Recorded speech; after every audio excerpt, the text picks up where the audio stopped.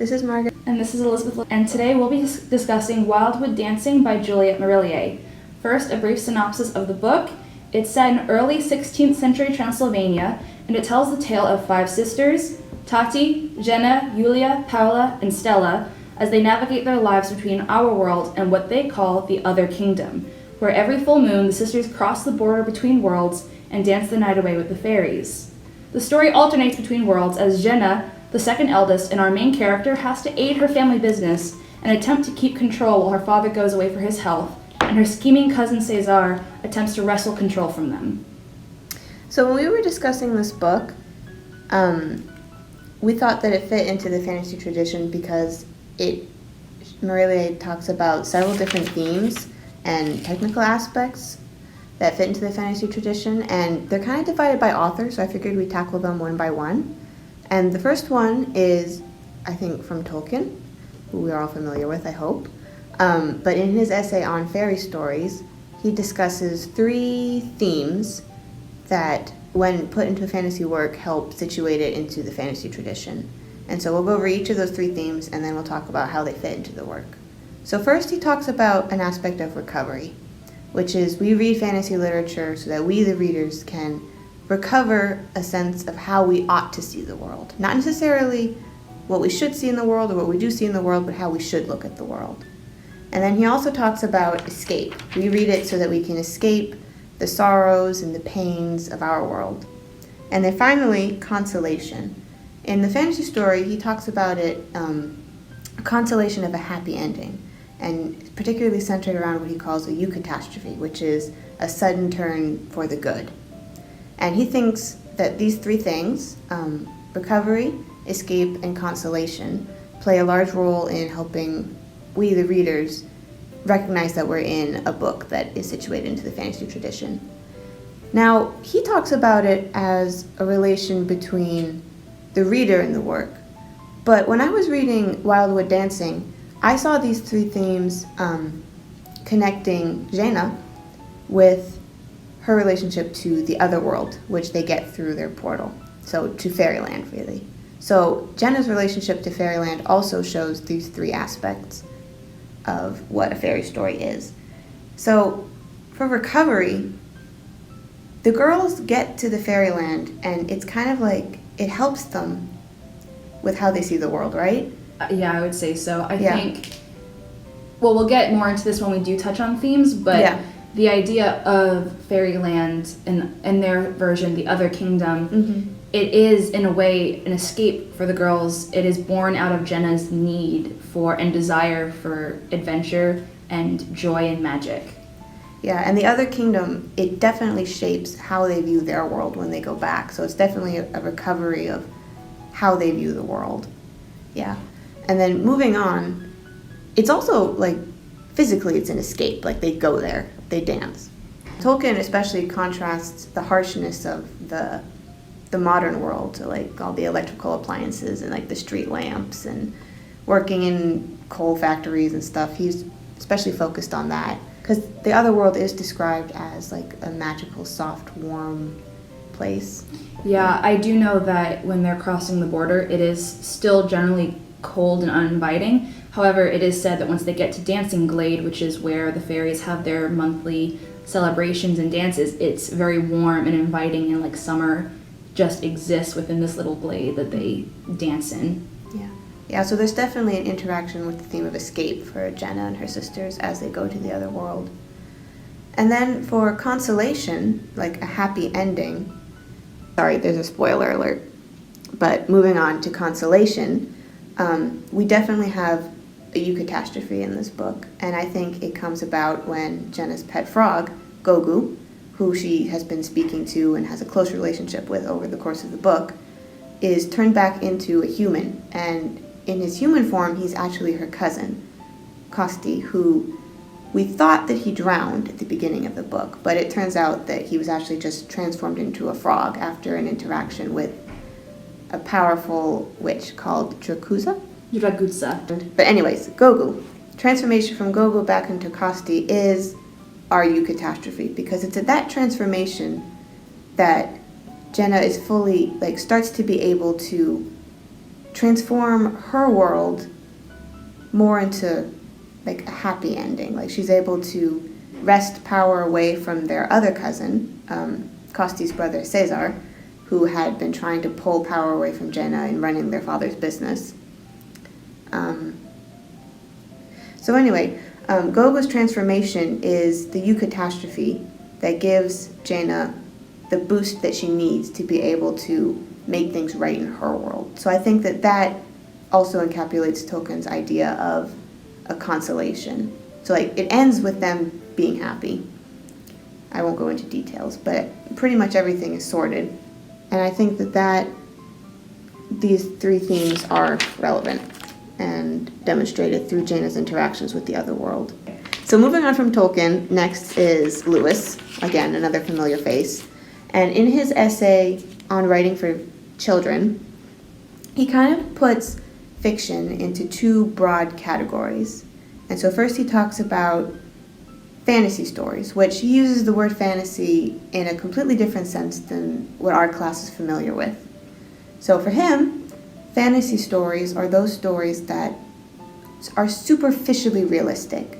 He talks about something he calls school stories. So you can think of any story set at a school where you see a student get into hijinks and they live some kind of realistic life, but like it's not realistic because the things that they achieve and that they get, we have no hope of getting.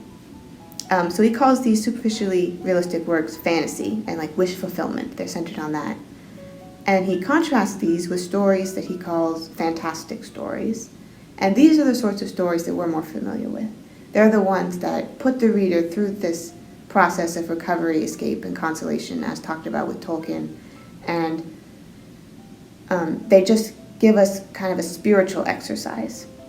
Now, I think that once again, these themes of fantasy versus the fantastic are also illustrated through the characters in Wildwood Dancing. In particular, I think that Cesar, Jenna's cousin, who is probably our villain of the story, and he views the world very much through a wish fulfillment sort of way. Okay, so spoiler alert, Cesar, Costi, and Jenna, when they were children, met the powerful witch Dracusa, and she offers each of them a wish. And Costi wishes to control the water. Carrying on from that, Jenna wishes to become queen of the fairies.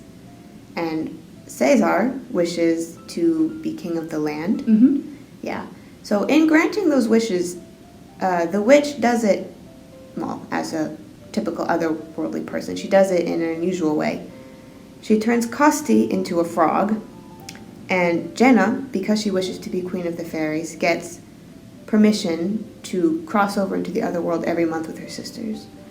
But for Cesar, in wishing to be king of the land, what he's truly wishing for here is power. He wants the power to be able to control everything he wants to control and to have everything line up with exactly the way he wants it, when he wants it. And so when I was reading this, I thought that really fit in with what Lewis was saying about fantasy and wish fulfillment rather than experiencing the fantastic.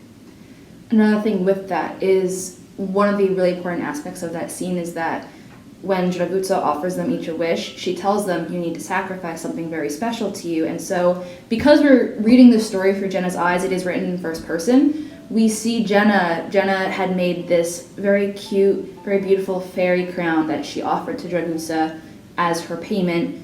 Costi had, I believe it was a family heirloom or a ring. It was a symbol of his family that was very important. As the eldest son, it was his duty to have this. And that's what he gives to Draguza. However, we don't hear or see Cesar give Draguza anything. All we know from Jenna is that from her knowledge, because we're seeing it from her perspective, all she says is, Cesar looks at Costi, and then Draguza says, are you sure? And he nods very seriously.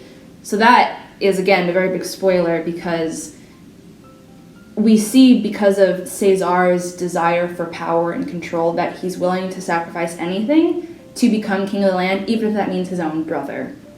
Yeah, so we kind of get the impression that right before Costi is turned into Gogu, Jenna's under the impression that he drowns. And Cesar tells her it's because of the other people, and then he starts holding this grudge against them. But really at the heart of it is just that Cesar wished for power for himself to be able to do what he wants, and it really just shows his wish fulfillment outlook on the world. Like, he's even willing to sacrifice his older brother, his favorite person in the world, arguably, if you can say that, probably is himself. But anyways, and I compare that Cesar's wish fulfillment approach to the world with Jaina's approach. She wishes to be queen of the fairies, and so she gets permission to go to the other world to dance with her sisters.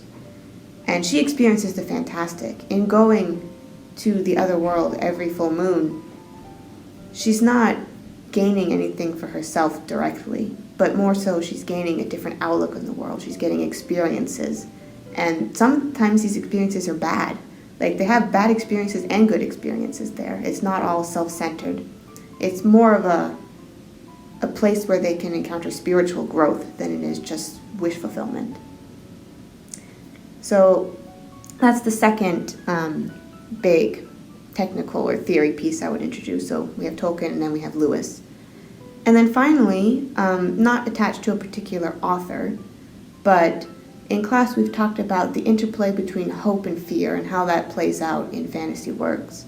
And I think in this book we have it in two different instances. I think firstly we have Jenna herself, and she definitely views the world she's being pulled between hope and fear with her experiences with her world and with the other world. And part of her spiritual growth that we just talked about in the other world is her learning to balance her fear with her hope. I would say that at the beginning of the work, her fear definitely is overpowering any sense of hope she has for the future. Would you agree? I would say that her fear overpowers her hope for the aspect of our world. I would say when the story starts, Jenna is in some capacity still living in this fairy tale where she gets to go to the other kingdom every full moon with her sisters and dance the night away. But there is a sense of that fear because at the start of the story, we're starting this book in media res. Things have clearly already started happening. We find out at the very beginning that their father is leaving their home in Transylvania to go somewhere warmer where he will hopefully recover from whatever is ailing him. So I think that her fear initially might, if I'm understanding correctly and understanding the theory correctly, I would say that her fear starts out towards in our world for her father, and then it progresses into the other kingdom when things with her sister start to escalate in the future. Yeah, I would agree with you. I like how you phrase that, how her fear, it bleeds into her interactions with the other world. Yeah, I think you're definitely right about that. But over the course of the book, I think that Jenna learns to balance those again. Like, definitely, she realizes right from the beginning the other people are to be feared. They are very powerful. But she also has high hopes for what their relationship can entail, like mutual, like a symbiotic relationship between the worlds.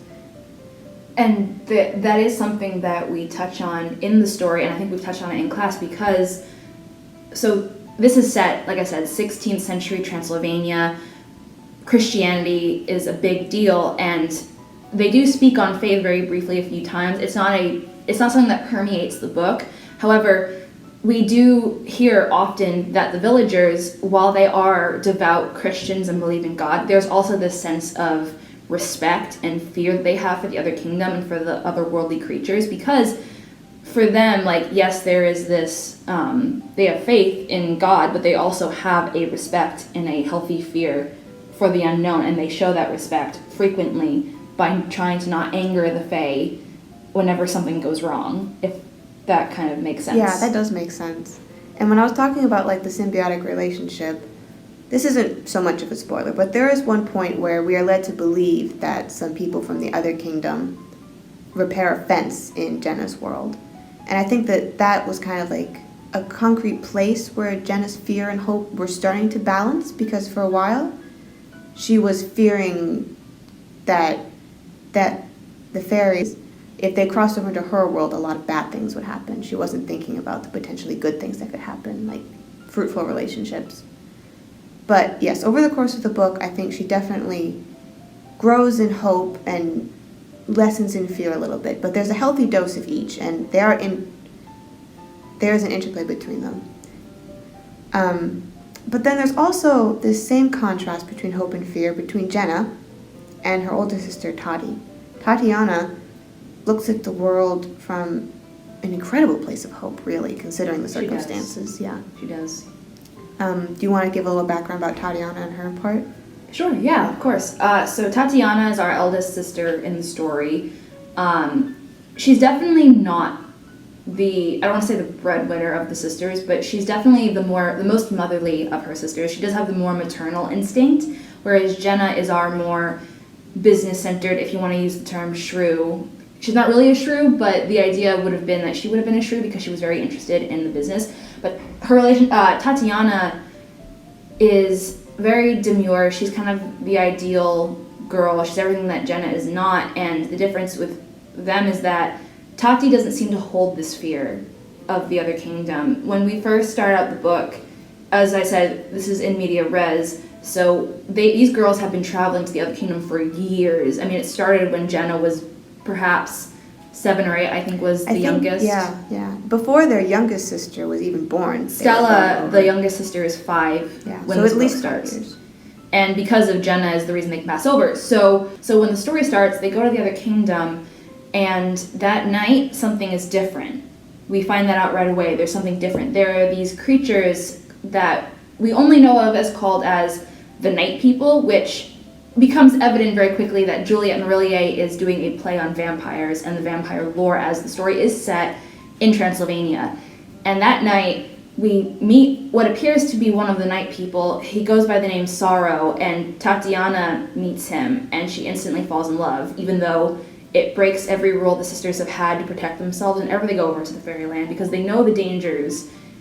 But Tatiana doesn't really have that balance of fear and hope at the beginning, I would say. She's very different from Jenna in that she doesn't have that. And it seems like she used to, but love changes that.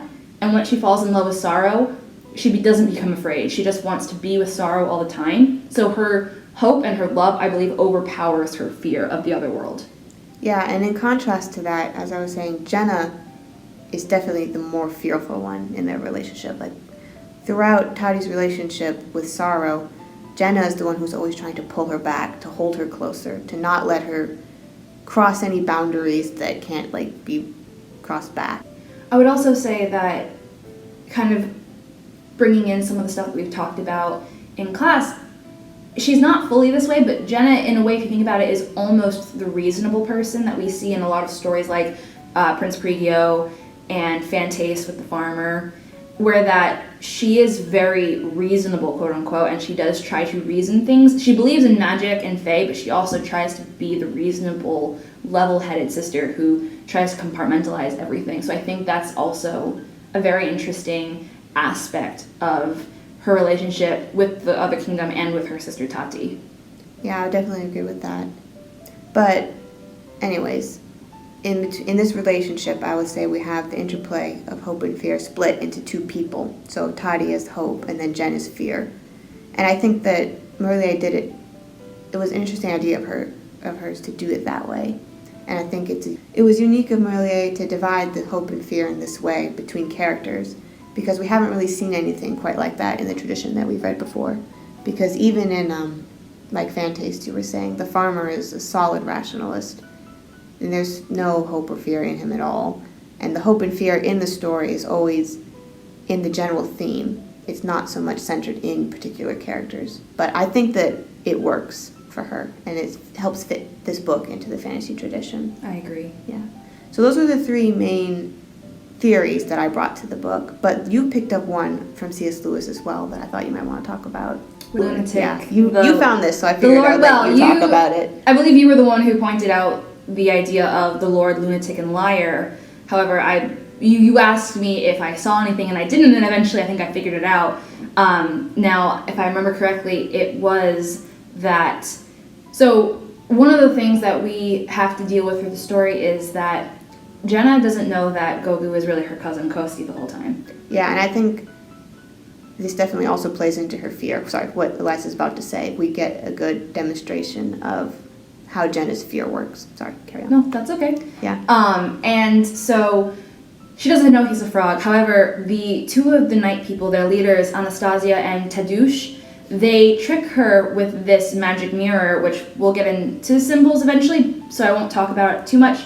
But they use this magic mirror that's supposed to show you your future, and because Jenna believes very heavily, they manage to manipulate the mirror and make it appear that she doesn't know yet that Gogu is her cousin or that he's actually a human, but they show her an image of a beautiful young man that she might be in love with, and he turns into a monster. And so she now holds this belief for the rest of the book that if she meets this young man, he's going to turn into a monster and hurt her and her sisters. So the reason this is important is because later on, after Gogu gets turned back into Kosti, he says to Jenna, "I'm your cousin, I'm Kosti," and she doesn't believe him. However, the other characters, her sisters, they have to say to her, they bring up the idea, without saying it, the idea of the Lord Lunatic or Liar, because they tell her that he either is telling the truth, he's crazy, or he's lying. And it plays on Jenna's fear, is the reason that she thinks this, and even though she doesn't really have a reason to think this, if that makes sense. Mm-hmm. Yeah, because when Jenna really sits down and thinks about it, Gogu has been by her side since the beginning of the book. And over the course of the book, we, the readers, and Jenna have no reason to believe that Gogu is a liar or that he's insane in any way. We just think he's some very fascinating talking frog, as does Jenna. So once he gets turned back into Kosti, she's confronted with the fact that she has no basis on which to believe that he is a liar or a lunatic. But her fear does hold her back from immediately embracing the truth. Mm-hmm. And the image in the mirror doesn't help. It doesn't, and that is something that becomes a point of contention, is that she doesn't believe, and Dragutsa has to remind her that anything can happen and that things can be affected, and that's exactly what happened. She let herself get blinded just enough that allowed the night people to manipulate her into believing this. So it is also that her sisters have to remind her that Gogu, now Kosti, has no reason to lie to her, and he's not crazy. They know he's not crazy. So, like, as Margaret said, the only other option is he's the Lord. He's telling the truth in this case. Yes, Frog Lord. Frog Lord. Yes. Lord of the Frogs. Lord of the Frogs, or King of the Lake, I suppose, as it were. Yes. Anyways, these were the fantastic traditions that we saw evident in the book. Now we should move on to symbols and like minor themes and tropes, I think, about how this book is situated into the fantasy tradition. Do you want to start? Sure, of course. So the main one that I really want to talk about, and we have a lot, I don't think we necessarily need to go in order, so I'm going to bring up the one that I kind of really noticed is, obviously, the main question that we are always asked in class whenever reading something is, are we in fairyland? I think it's evident from the very beginning that they do go into fairyland. The other kingdom is clearly fairyland. Now, we have this idea of the border and living on the border, and as I mentioned very briefly, without going into detail in my midterm, the idea of living on the border, we know from the very beginning that Piscul Dracului, Devil's Peak, is on the border between the other kingdom and our world. There's a portal in the girls' room. Every full moon they pass through the portal and they cross the lake to go to fairyland. However, I don't think that it's necessarily just a border in this case. We've talked about how usually there's a defined line. Yeah, definitely. Like in Fantastes, there's a clear border.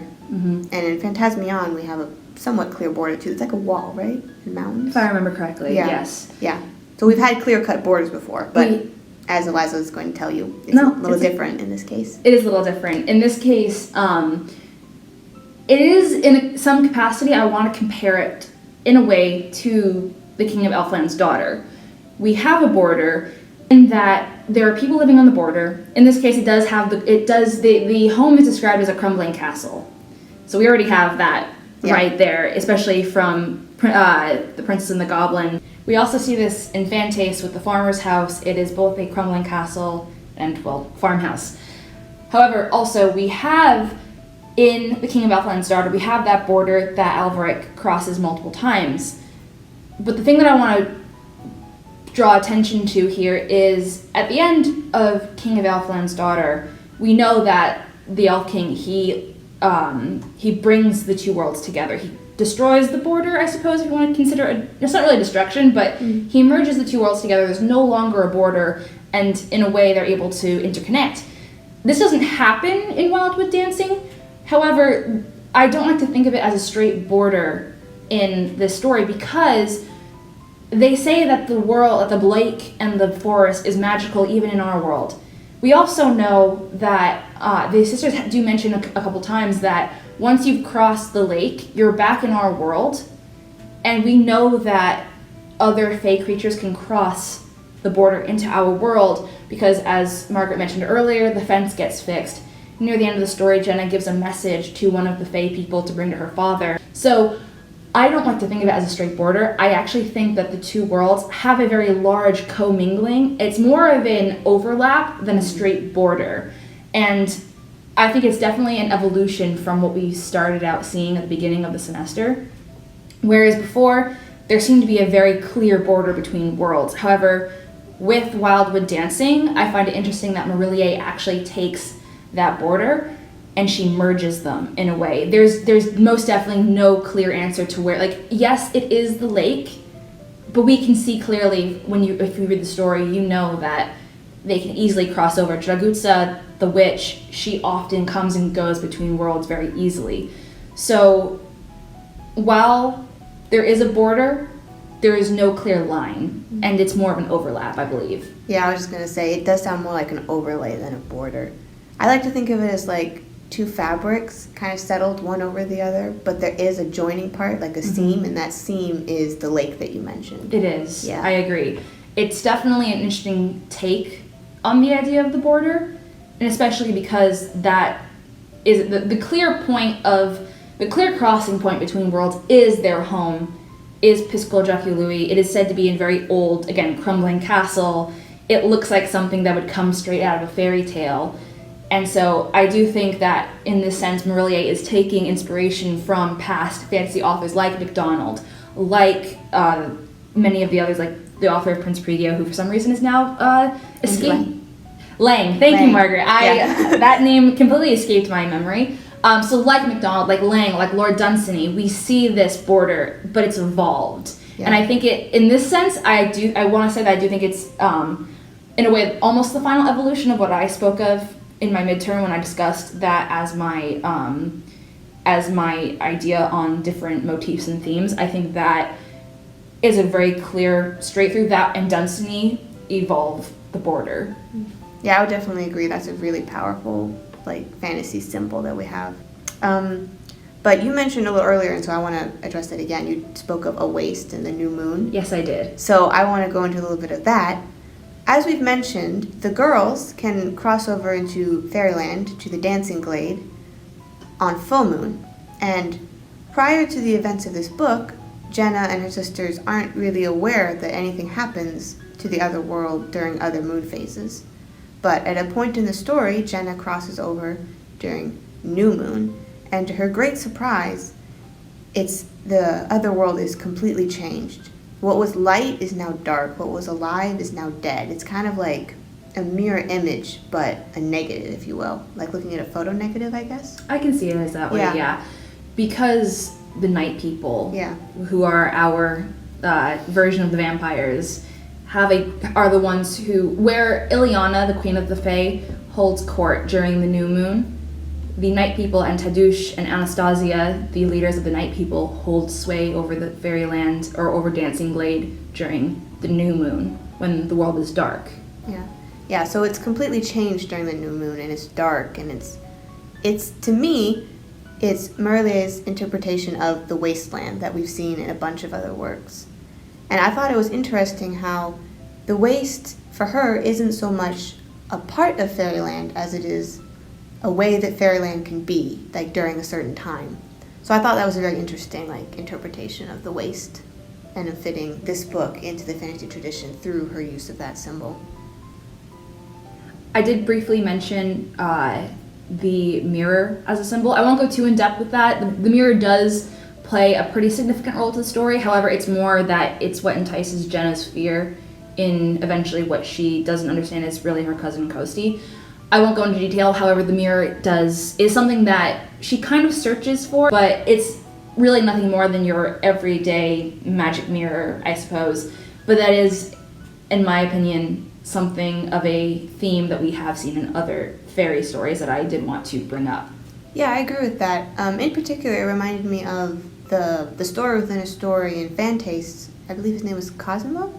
Or Cosmo. I believe it's Cosmo, if I remember and his correctly. interactions with the mirror. Very different because he falls in love, Mm-hmm. but it does play really strongly on the emotions and on how the person looking into the mirror then looks out at the world. Mm-hmm. So I think that's another aspect in which the mirror is connected. I think it is, yeah. Thank you for joining us today. I hope you guys enjoyed this Digilectic. I know we did.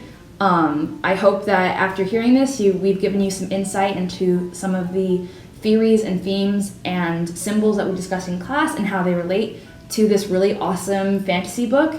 I hope that we haven't spoiled it too much, and if we have, I hope you still are enticed to read it. It is one of my favorite books from my childhood. Thank you for joining us. I hope you had a great time. This has been Elizabeth. This is Margaret. And we're signing off, and we'll talk to you guys next time. Thank you.